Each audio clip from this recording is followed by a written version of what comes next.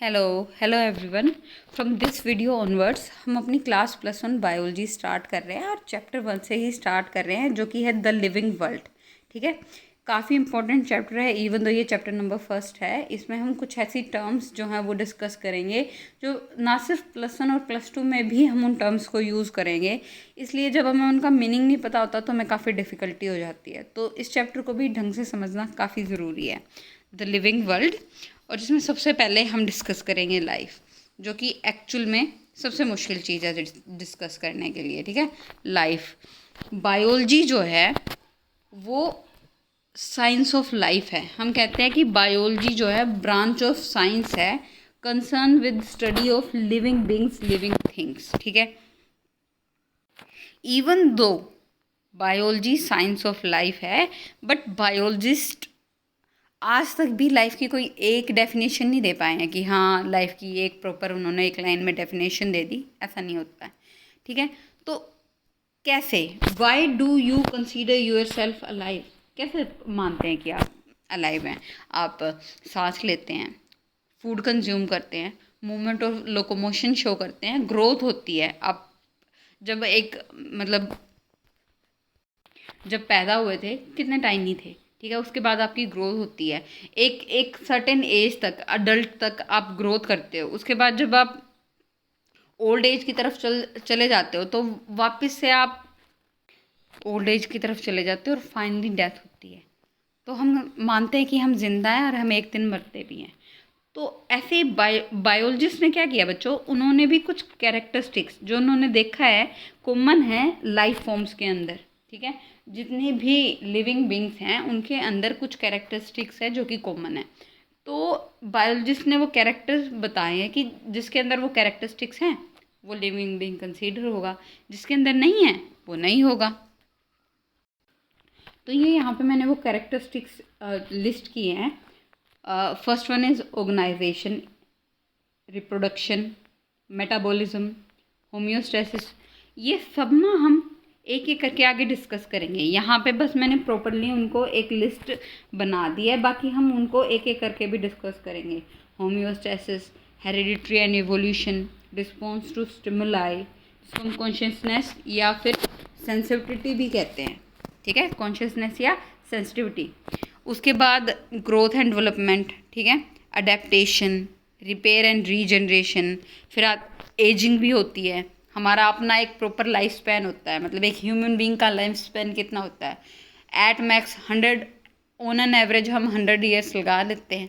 इससे ज़्यादा तो कोई एक आध 105 या 110 पहुँचा होगा। ठीक है, ऐसा तो नहीं है कि हम हज़ारों सालों तक ज़िंदा रहते हैं। तो हमारा अपना एक लाइफ स्पैन होता है, हम एज होते हैं। ठीक है, और डेथ भी होती है।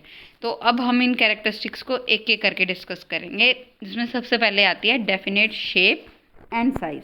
ठीक है, every living organism have definite shape and size, जो कि एक नैरो रेंज के अंदर चेंज भी होता है।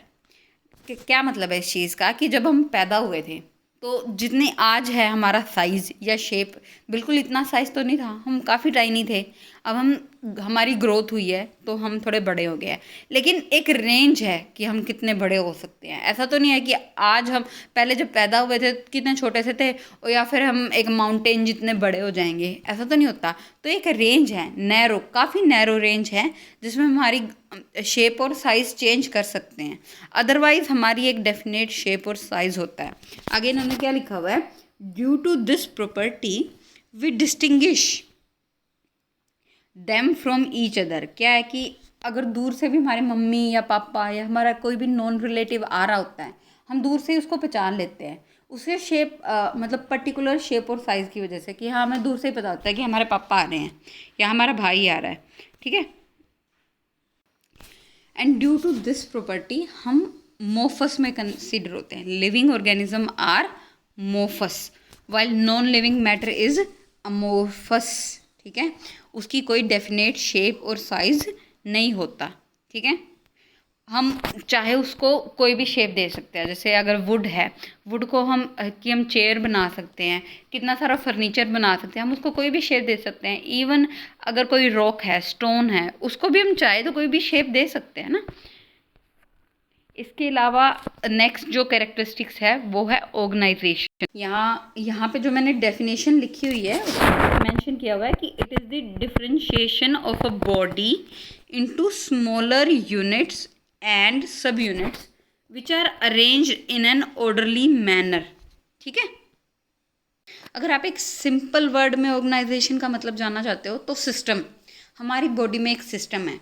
ठीक है, डिफरेंट टाइप के सेल होते हैं, उन सेल्स को पता होता है कि आगे जाके वो उन्हें किस टिश्यू का पार्ट बनना होता है, टिश्यू को पता होता है कि वो इस ऑर्गन का पार्ट है। ठीक है, जैसे ये लेवल्स और ऑर्गेनाइजेशन मैंने यहाँ पे लिस्ट किए हुए हैं। क्या है कि पहले सेल्स होते हैं, सेल्स जो होते हैं वो मिलके काम करते हैं, टिश्यू बनाते हैं, टिश्यू जो मिलके काम करता है ऑर्गन बनाता है, हमें पता है ऑर्गन है।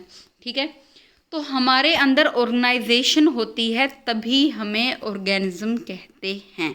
ठीक है, सब कुछ हमारे अंदर ऑर्डरली तरीके से होता है। ऐसा नहीं है कि एक सेल्स जब डिवाइड होकर 2 सेल्स बनते हैं, अगर उन दोनों का फेट अलग है, जैसे जब एंटीबॉडी प्रोडक्शन होती है तो उसमें जब जो टी सेल है वो डिवाइड होता है तो एक मेमोरी सेल बनता है और एक एंटीबॉडी बनाता है। मेमोरी सेल, तो उन दोनों का फेट अलग होता है बच्चों, लेकिन शुरू से ही जब वो डिवाइड होते हैं ये डिसाइडेड होता है कि हाँ मैंने एज अ मेमोरी स्टोर होना है कि अगर आगे से दोबारा यही इन्फेक्शन हुआ तो मैंने फटाफट एंटीबॉडी बना देनी है।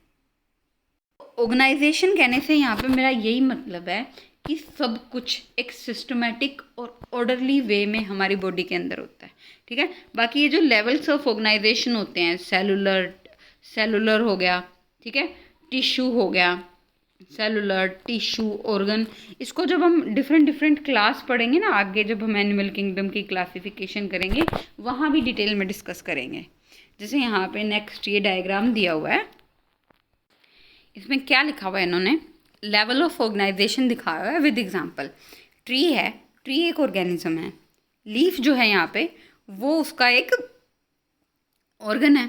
ठीक है, यहाँ पे लीफ का टिश्यू दिखाया हुआ है, एपिथेलियल लगा लो, लीफ में कई टिश्यू होते हैं। ठीक है, ये उस टिश्यू का एक सेल है, ये एक लीफ सेल कह लो, प्लांट सेल कह लो। प्लांट सेल के अंदर क्योंकि लीफ है, ग्रीन होता है, तो क्लोरोप्लास्ट है। ठीक है, ये क्या है, क्लोरोप्लास्ट। सेल के अंदर क्लोरोप्लास्ट बच्चे एक ऑर्गेनली होती है, पता है आप सबको ये।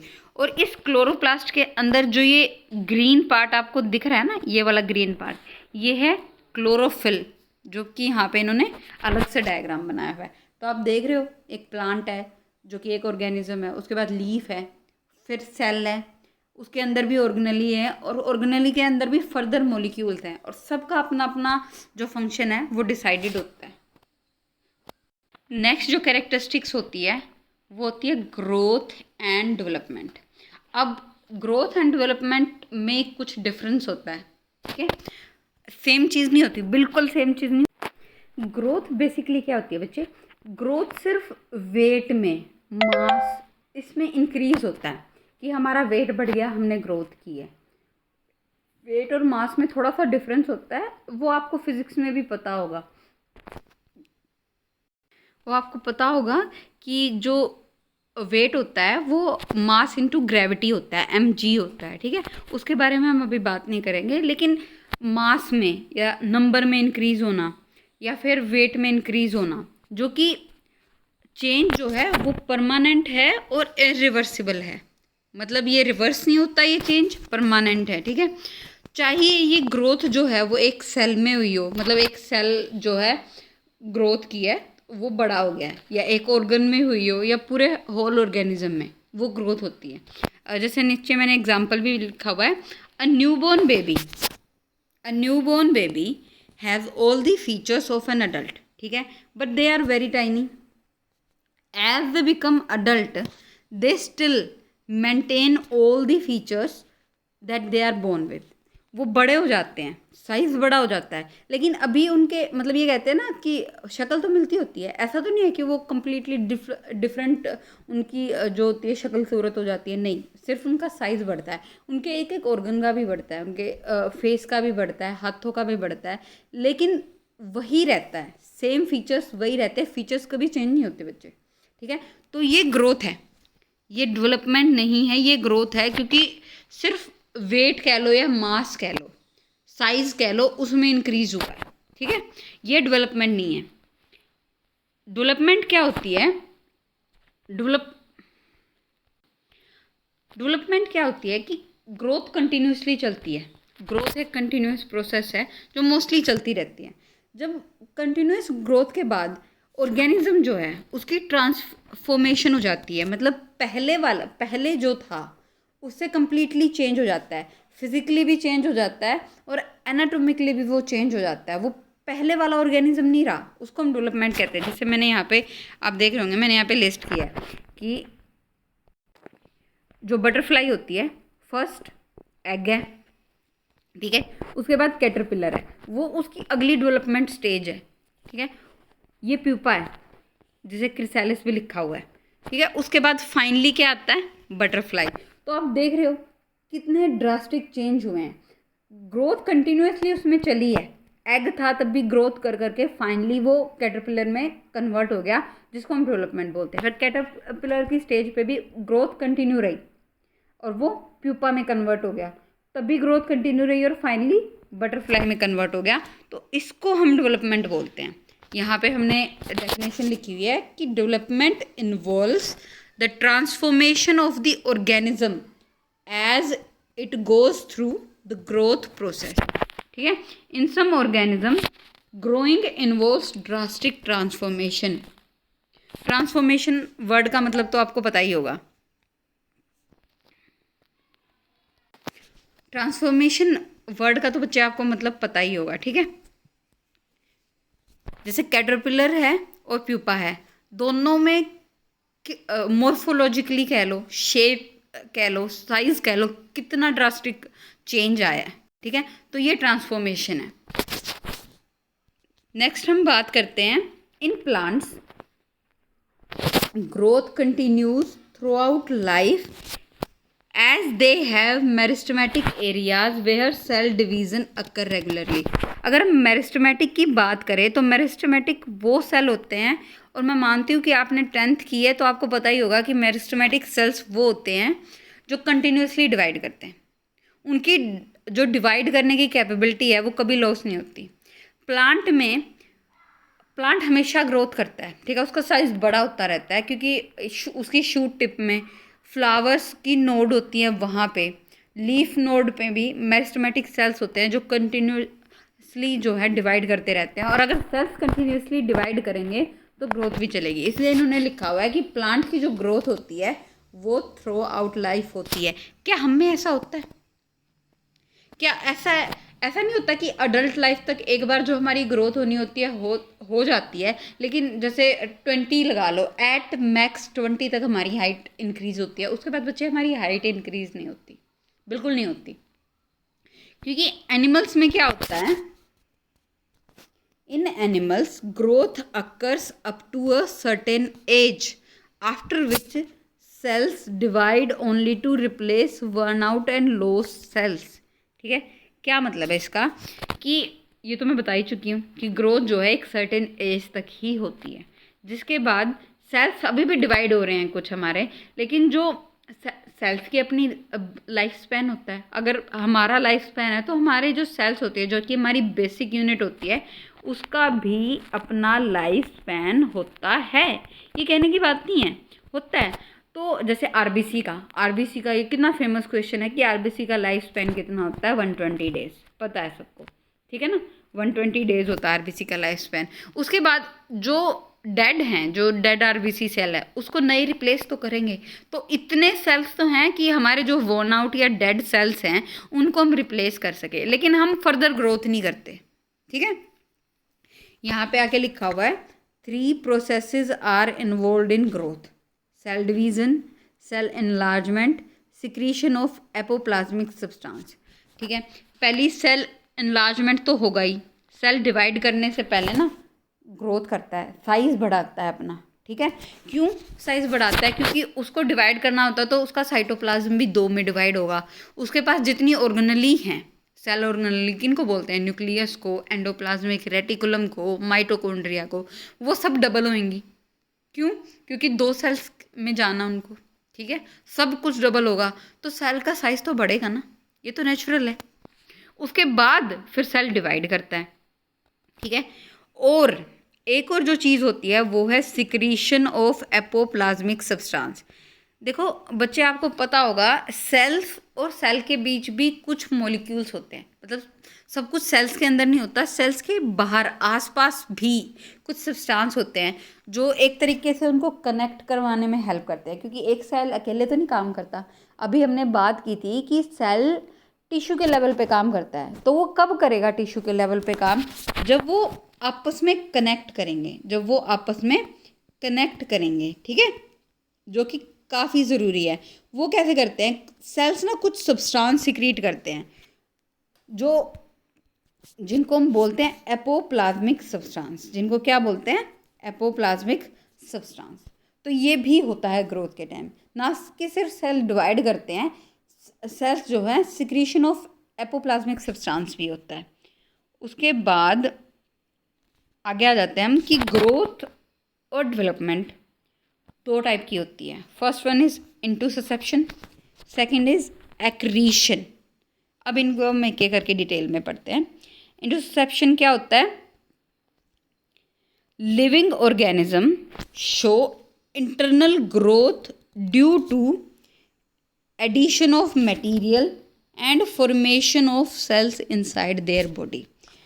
अगर एक लाइन में तुम इनका डिफरेंस जानना चाहते हो ना बच्चे, तो इंटरसेप्शन का मतलब ये होता है इंटरनली एक लिविंग ऑर्गेनिज्म है, ग्रोथ उसकी बॉडी के अंदर हुई है, चाहे वो सेल्स में हुई है, ज़्यादा सेल्स डिवाइड हुए हैं, एपोप्लाज्मिक सब्सटेंस है वो बढ़ा है, ठीक है, उसका बोन स्ट्रक्चर बढ़ा है, जो भी हुआ है हुआ इंटरनली है, ये इंटरनल ग्रोथ है, ठीक है।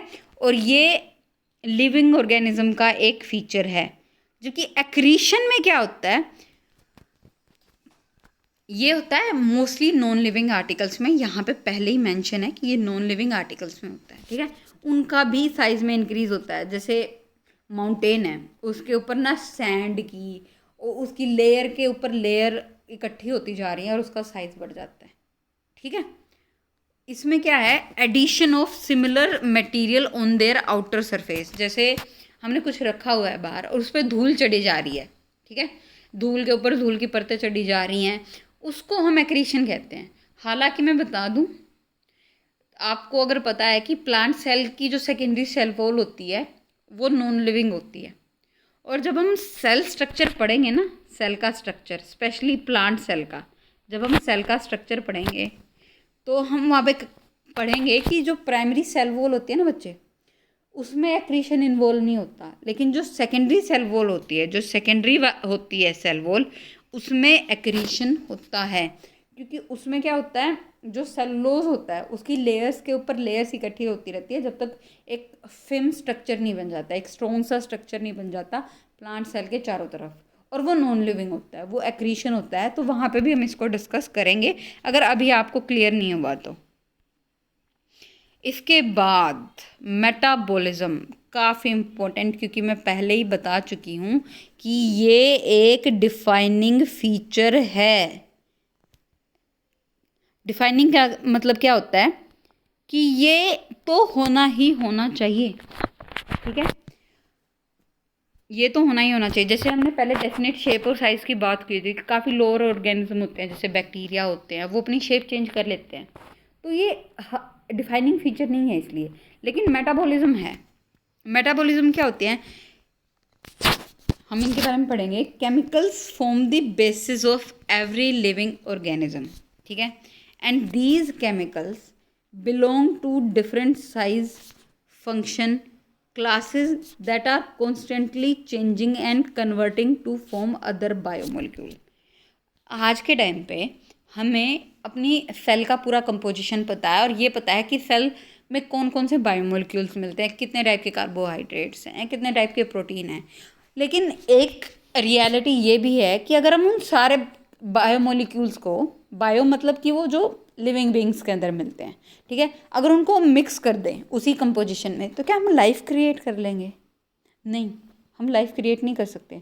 हम चाहे सेल का पूरा कंपोजिशन पता कर ले, हम लाइफ को समझने की कोशिश कर सकते हैं, लेकिन हम लाइफ क्रिएट नहीं कर सकते, कभी भी नहीं कर सकते। मेटाबॉलिज्म क्या होता है, जितने भी बायोमोलिक्यूल्स हैं वो किसी ना किसी केमिकल रिएक्शन का पार्ट है, किसी ना किसी बायोकेमिकल रिएक्शन का पार्ट है हमारी बॉडी में, ठीक है। और वो अगर ना हो तो सोर्स ऑफ एनर्जी होगा ही नहीं हमारे पास कोई। अगर हम फूड भी कंज्यूम कर रहे हैं बच्चे, आप कहोगे कि नहीं मैम हम तो फूड कंज्यूम करते हैं, फूड से हमें एनर्जी मिलती है, लेकिन फूड का भी तो ब्रेक डाउन होता है, तभी जाके जो फूड होता है पहले ग्लूकोज में कन्वर्ट होता है, ग्लूकोज से वो एटीपी में कन्वर्ट होता है, और एटीपी की एनर्जी को हम यूज़ करते हैं वेरियस फंक्शन में, कुछ जो हमारी मस्कुलर एक्टिविटी है उसमें भी, या अदर जो भी हमारा जो भी, इवन एक वर्ड प्रोड्यूस करने के लिए हमें 72 मसल्स यूज़ करनी पड़ती हैं, ये कोई मजाक नहीं है, ठीक है। तो metabolism is a must defining property है, कोई डाउट नहीं है। तो ये एक नीट का क्वेश्चन है, मैं बार बार डिफाइनिंग प्रॉपर्टी इसलिए मेंशन कर रही हूँ क्योंकि ये नीट का क्वेश्चन है, ठीक है। आगे हम कहें कि जो मेटाबॉलिज्म है उसकी भी 2 कैटेगरी हैं, आपने नाम पहले ही सुना होगा, ठीक है, कोई मतलब रॉकेट साइंस नहीं है। मेटाबॉलिज्म, एनाबॉलिज्म और कैटाबॉलिज्म, ठीक है। और एनाबॉलिज्म क्या होता है, कंस्ट्रक्टिव मेटाबॉलिज्म। एनाबॉलिज्म होता है constructive metabolism. It includes building up reaction, ये छोटी चीज़ों से कुछ बनाते होते हैं। इसका एग्जांपल, सबसे फेमस एग्जांपल फोटोसिंथेसिस। क्या होता है फोटोसिंथेसिस में, हमारे पास CO2 होती है, वाटर होता है, उसके अलावा हम सनलाइट यूज़ करते हैं, लाइट यूज़ करते हैं ना फोटोसिंथेसिस में, और हम फाइनली बनाते क्या है, हम बना लेते हैं ग्लूकोज, और साथ में ATP भी रिलीज होता है, बट मेन फूड ग्लूकोज होता है, इसलिए मैंने यहाँ पे ग्लूकोज मेंशन किया हुआ है। मेन फूड क्या होता है हमारा, ग्लूकोज, ठीक है, हो गया। तो ये सब पॉइंट्स हमारे क्लियर हैं कि एनाबॉलिज्म को कंस्ट्रक्टिव क्यों कहते हैं, क्योंकि इसमें स्मॉलर मॉलिक्यूल्स इकट्ठे होके कुछ बड़ा बनाते हैं। कंस्ट्रक्शन का मतलब यही होता है ना, जैसे हम ईंटों से घर बना देते हैं, वैसे स्मॉलर मॉलिक्यूल्स मिलके कुछ कॉम्प्लेक्स बनाते हैं, ठीक है। जैसे अगर हम CO2 और H2O की बात करें तो ग्लूकोज उससे तो कॉम्प्लेक्स ही है ना। आगे कैटाबॉलिज्म, ठीक है, व्हाट इज़ कैटाबॉलिज्म, एनाबॉलिज्म का रिवर्स, बिल्कुल रिवर्स। अगर उसमें कुछ बनता है, स्मॉलर से कुछ कॉम्प्लेक्स बनता है, तो इसमें क्या होता है, कॉम्प्लेक्स जो है वो उसका ब्रेकडाउन होता है, क्या होता है उसका ब्रेकडाउन होता है और सिंपल में कन्वर्ट हो जाता है। जैसा कि हमारे अंदर डाइजेशन में होता है बच्चे, डाइजेशन में क्या होता है कि डाइजेशन की प्रोसेस तब तक होती है जब तक कि हमारा फूड जो है वो ग्लूकोज में कन्वर्ट ना हो जाए। फूड का ब्रेकडाउन तब तक होता है फर्स्ट, जब तक कि वो ग्लूकोज में कन्वर्ट ना हो जाए, ठीक है। ग्लूकोज हमारी करेंसी होती है, हमें ग्लूकोज से एनर्जी लेनी आती है, और जब हमारे पास ग्लूकोज हो जाता है तो O2 की हेल्प से, ठीक है, हम उसको ATP में कन्वर्ट कर लेते हैं, और साथ में CO2 as a by product हम रिलीज़ करते हैं। साथ में क्या करते हैं, CO2 हम as a by product release कर देते हैं, ठीक है। तो ये बिल्कुल रिवर्स है एनाबॉलिज्म का, जहाँ पे हमने CO2 और H2O से मिलके ग्लूकोज बनाया था, यहाँ पे हम ग्लूकोज का ब्रेकडाउन कर रहे हैं एनर्जी के लिए, ठीक है। अब आ जाता है रिप्रोडक्शन के टाइम पे मैं चाहती हूँ कि आप ये खुद सोचें, क्या रिप्रोडक्शन डिफाइनिंग फीचर है हमारा। हाँ, अगर कोई कपल स्टेराइल है, स्टेराइल समझते हैं, इनफर्टाइल, उनके बच्चे नहीं हो रहे, तो क्या वो लिविंग बीइंग नहीं है? क्या आप उनको लिविंग बीइंग में नहीं कंसीडर करोगे? करते हैं ना फिर भी। तो इवन दो रिप्रोडक्शन भी कैरेक्टरिस्टिक है, लेकिन ये डिफाइनिंग नहीं है, ठीक है। ये नीट में एक बार ऑप्शन में आया था, जब ये क्वेश्चन आया था कि डिफाइनिंग कैरेक्टरिस्टिक क्या है लिविंग बीइंग का, तो मेटाबॉलिज्म और साथ में रिप्रोडक्शन भी था। और बच्चों मुझे पता है कि काफ़ी बच्चों ने रिप्रोडक्शन को पिक किया होगा, इसलिए मैं ये कंफर्म कर रही हूँ कि रिप्रोडक्शन ऑल्दो ये कैरेक्टरिस्टिक है, बट बच्चे ये डिफाइनिंग कैरेक्टरिस्टिक नहीं है। ठीक है, उसके बाद बात करते हैं फॉर्मेशन ऑफ, डेफिनेशन तो मेरे ख्याल है सबको ही पता होती है रिप्रोडक्शन की। Formation of new individuals of similar kind.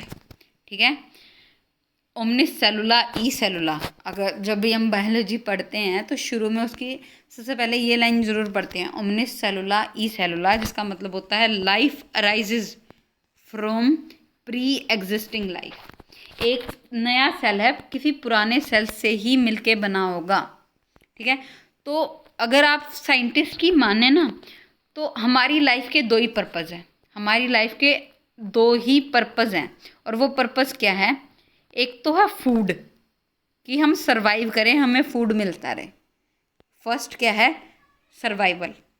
पहला जो है वो है सर्वाइवल, क्योंकि बाकी चीज़ें तो तभी मैटर करेंगी ना जब हम सर्वाइव करेंगे। हम सर्वाइव ही नहीं कर रहे हैं तो क्या क्या मैटर करता है? और जो दूसरा है वो है ब्रीडिंग। ब्रीडिंग समझते हो? वही रिप्रोडक्शन, कि हाँ अगर अपना लाइफ स्पैन ख़त्म होने से पहले, एंड होने से पहले हम अपने जैसा इंडिविजुअल जो हैं छोड़ के जाएंगे। तो दो ही पर्पज़ है, पहला मैंने बताया था सर्वाइवल, और दूसरा है ब्रीडिंग। ठीक है, तो रिप्रोडक्शन भी काफ़ी इम्पोर्टेंट है, ऑल्दो एसेंशियल नहीं है। अगर हम इनफर्टाइल है तो इसका मतलब ये थोड़ी ना कि हम मर जाएंगे, लेकिन लाइफ को कंटिन्यू रखने के लिए रिप्रोडक्शन ज़रूरी है। अगर ऐसे ही सब जितने हैं वो एक ना एक दिन मर जाएंगे, अगर कोई नई लाइफ क्रिएट ही नहीं होएगी तो कब तक ह्यूमन बीइंग सर्वाइव करेगा ना। ठीक है, it distinguish living from non living, but it is not defining feature of life. और ये भी सबको पता है कि रिप्रोडक्शन क्या होता है, दो टाइप का होता है, एसेक्सुअल और सेक्सुअल, एसेक्सुअल। ठीक है, तो एसेक्सुअल हमें पता है मोस्टली जो लोअर ऑर्गेनिज्म होते हैं उनमें एसेक्सुअल होता है। ठीक है, और जो ह्यूमंस होते हैं, ह्यूमंस में हमें भी पता है कि सेक्सुअल होता है, क्योंकि एक मेल होता है एक फीमेल होती है, जिसमें दो पेरेंट्स इन्वॉल्व होते हैं, one is male and other is female.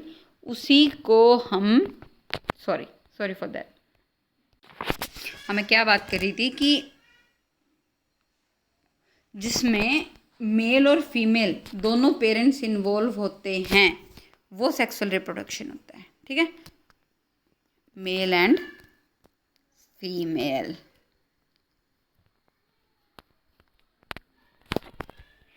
आगे चलते हैं, होम्योस्टेसिस। आई होप होम्योस्टेसिस का मतलब सबको पता होगा। होम्योस्टेसिस का अगर एक वर्ड में हम मीनिंग पता करना चाहते हैं तो उसका मतलब होता है बैलेंसिंग। उसका मतलब होता है बैलेंसिंग।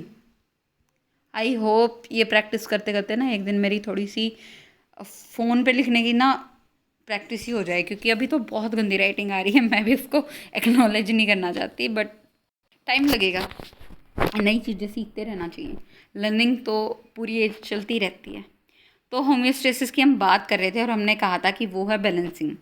आपको पता है कि हमारी बॉडी का कांस्टेंट टेम्परेचर होता है 37 डिग्री सेल्सियस, या दूसरी यूनिट में अगर हम बात करें तो 98.6 डिग्री फ़ारेनहाइट।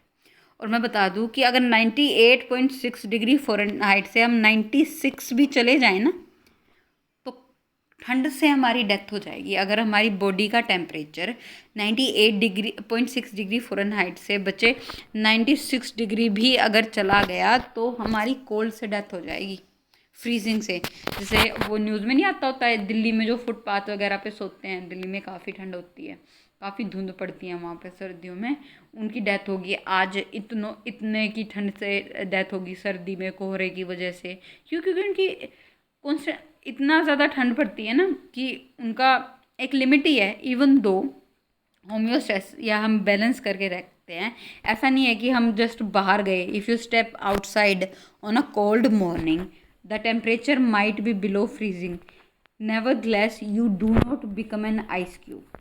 ऐसा तो नहीं है कि थोड़ी सी ठंड में हम जम जाते हैं आइसक्रीम की तरह या आइस क्यूब की तरह, नहीं, ऐसा नहीं होता, लेकिन हमारी भी एक कैपेबिलिटी होती है। उससे नीचे अगर कंटिन्यूसली टेम्परेचर रहेगा तो थोड़ा बहुत इफेक्ट हमारी बॉडी पे भी पड़ेगा। जैसे गर्मियों में लू लग जाती है हमें, जैसे अब होता होगा क्योंकि टेम्परेचर काफ़ी हो गया है, पूरी समर आ चुकी हैं, तो कई बच्चों को उल्टियाँ हो जाती हैं, बुखार हो जाता है, क्योंकि थोड़ा सा ज़्यादा टेम्परेचर की वजह से हमारी बॉडी का थोड़ा सा बैलेंस बिगड़ जाता है, जिसको कंट्रोल करने में बॉडी को टाइम लग जाता है। ऐसे कई बार ठंड में भी होता है, लेकिन most of the time 99.9% time हमारी बॉडी जो है बैलेंस करके रखती है कांस्टेंट टेम्परेचर को, ठीक है।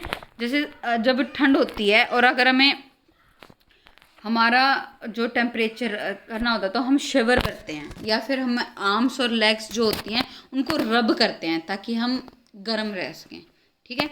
और इसके अलावा जो फूड हम खाते हैं उससे भी हमें एनर्जी मिलती है, जिससे हम उस एनर्जी का काफ़ी परसेंट हिस्सा, मतलब ये लगा लो मोर देन 50%, तो हम हमारी बॉडी का टेम्परेचर मेंटेन करने में, कांस्टेंट एनवायरनमेंट मेंटेन करने में ही उसको खर्च कर देते हैं।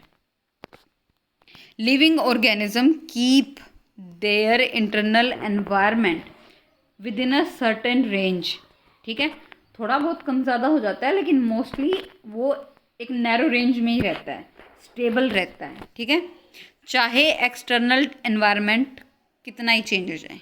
इसको हम होम्योस्टेसिस बोलते हैं, इसको हम होम्योस्टेसिस बोलते हैं, और ये भी कैरेक्टरिस्टिक है लिविंग ऑर्गेनिज्म का।